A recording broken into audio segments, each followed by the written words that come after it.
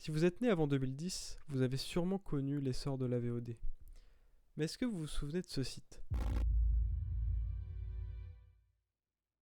Zone téléchargement.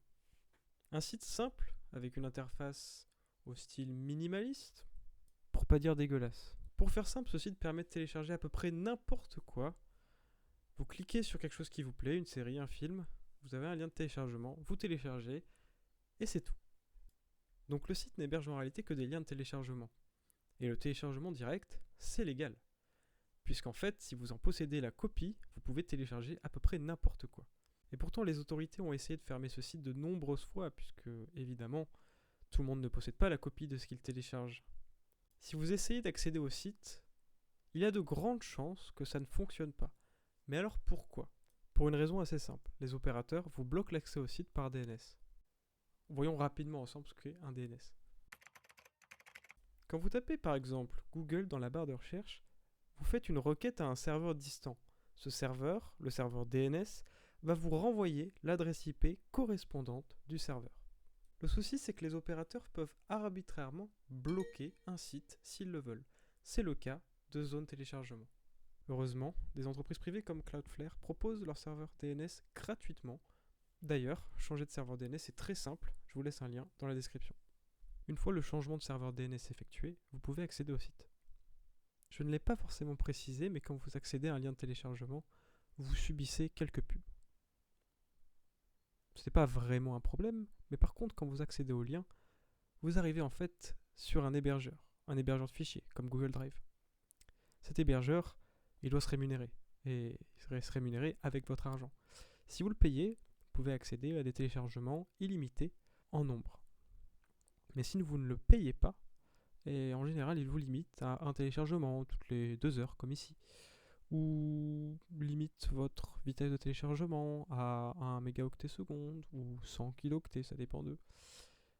Donc en réalité, tout ça n'est pas tout à fait gratuit.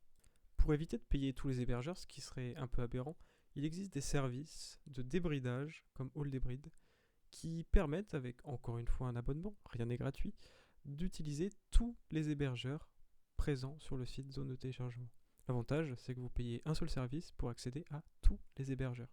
On en arrive enfin au but de la vidéo. Je trouve le site pas très pratique, il y a beaucoup de pubs, c'est assez chiant à utiliser. Mais je me suis dit, il y a quelque chose à faire. On a le site, on a AllDebrid, est-ce qu'on pourrait pas créer un logiciel pour faire comme zone de téléchargement, mais sans pub, sans rien, juste tu tapes le nom de ce que tu veux télécharger et tu le télécharges, point à la ligne. Ah ben, on va voir que c'est tout à fait possible. Pour faire simple, ce que va faire mon programme, il va récupérer les éléments sur le site zone téléchargement directement. Il va récupérer les images, les titres, les liens et utiliser AllDebrid pour directement télécharger depuis le logiciel. Et oui, parce qu'en fait, AllDebrid a une interface API. Qu'est-ce que ça veut dire? Ça veut dire que depuis un programme, typiquement en Python, on va pouvoir faire un appel au serveur AllDebrid et lui demander de débrider un lien d'un hébergeur. Donc en fait, on va pouvoir tout faire dans un programme Python. L'avantage de Python, c'est qu'il a beaucoup de librairies, on a un écosystème très vaste, on va pouvoir tout faire avec. La première librairie qui va nous être utile, c'est Beautiful Soup. Cette librairie permet de faire du scrapping. Ça veut dire qu'on va pouvoir aller lire les pages web et récupérer tous les éléments qu'on veut. Vous voyez ici tout ce qui est affiché à l'écran. Et ben en fait, c'est dans le code HTML de la page. Et ce code HTML, on peut très facilement le récupérer avec Python et en l'occurrence Beautiful Soup. Voici un petit exemple avec Beautiful Soup où ce petit programme récupère tout ce qu'il y a sur la page d'accueil de zone téléchargement. Bon, évidemment, il faudra faire le tri. Mais on a une bonne base. On va pouvoir tout récupérer et naviguer sur le site. La deuxième chose à faire, une chose importante, c'est d'utiliser l'API de AllDebrid. Et oui, parce que même si on va récupérer des liens de téléchargement avec le scrapping, on va devoir les débrider ces liens. Heureusement, AllDebrid a une page complète dédiée à son API. Pas besoin de tout lire, on est en 2025, il suffit de donner toute la page à une IA pour en récupérer un code utilisable, ou presque. Après quelques ajustements, on a un code qui fonctionne bien. J'ai fait une petite maquette de l'application sur Figma. Globalement, l'utilisateur il rentre le nom d'une série ou d'un film, il recherche, il a les résultats, il clique sur ce qui l'intéresse, il a les liens de téléchargement, il clique, il télécharge, et c'est tout. Tout ce qu'on a fait jusqu'à maintenant se lance en ligne de commande. Ça serait bien d'habiller un petit peu notre logiciel pour ça, on va utiliser PyQt, qui est une librairie graphique de Python. C'est une librairie qui est assez simple à utiliser et qui permet d'ajouter des boutons, des menus, des fenêtres, tout pour rendre l'expérience utilisateur agréable. Après pas mal d'heures de travail, on arrive au résultat final. L'application se présente comme ceci, vous avez une barre de recherche, une catégorie animée, film, série, vous pouvez rechercher ce que vous voulez.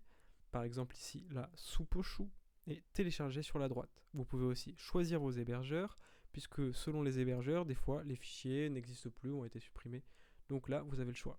Le petit rouage en haut à gauche, il est important, parce qu'il permet tout simplement de mettre votre clé API Holdebrid. Et oui, je le rappelle, mais vous avez besoin de votre clé API. Et pour avoir la clé API Holdebrid, il suffit simplement de souscrire à une offre Holdebrid et d'aller dans la catégorie API Key, de copier ce que vous avez sur votre compte Holdebrid et de la mettre ici, tout simplement.